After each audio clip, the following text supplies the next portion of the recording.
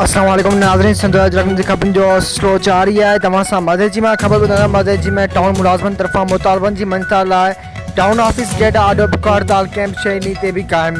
Town मुलाज़िम Jawahar monkey, Kamran भट्टी, आदि बख्श ऐं ॿियनि जी अॻुवाणी में ॿांह ते कारियूं पटियूं ॿधी ऐं मुज़ाहिरो कयो वियो। उन मौक़े ते टाउन मुलाज़िमनि मीडिया सां ॻाल्हाईंदे चयो त गुज़िरियल 6 ॾींहंनि खां असां एहतिजाजी तहरीक हलाई आहे, पर कंहिं बि नोटिस न वरितो आहे, जंहिं करे अॼु 6 ॾींहं बुख हड़ताल कैंप ते वेठल आहियूं, पर कंहिं बि नोटिस न वरितो। इन्हनि वधीक चयो त डिफरेंस ट्रेज़री ज़रिए पघारूं नई पघार जेसि ताईं जारी न कंदा तेसि ताईं बुख हड़ताल क़ाइमु रहंदी। असांजा जाइज़ मुतालबा आहिनि, जंहिं लाइ बुख हड़ताल कैंप क़ाइमु कई आहे। असांजा मुतालबा न मञा विया त वधीक तड़ी खुदा बख़्श भुट्टो में शहीदनि जी मज़ार आॾो धरणो हणी वेही रहंदासीं।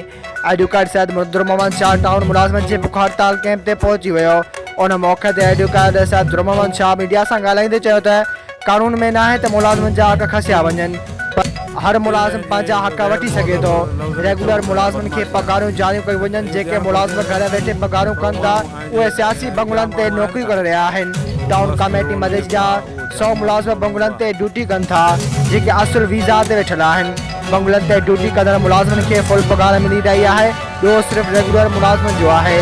जल्द खां जल्द हिननि मुलाज़िमनि खे पघारूं ॾिनियूं वञनि ऐं जल्द सेक्रेटरी लोकल गवर्नमेंट सां मिली करे मुलाज़िमनि जे हक़नि बाबति ॻाल्हियूं कयूं वेंदियूं। वधीक ख़बरूं ॾिसण लाइ विज़िट कंदा असांजी वेबसाइट www.sindhajraknews.com।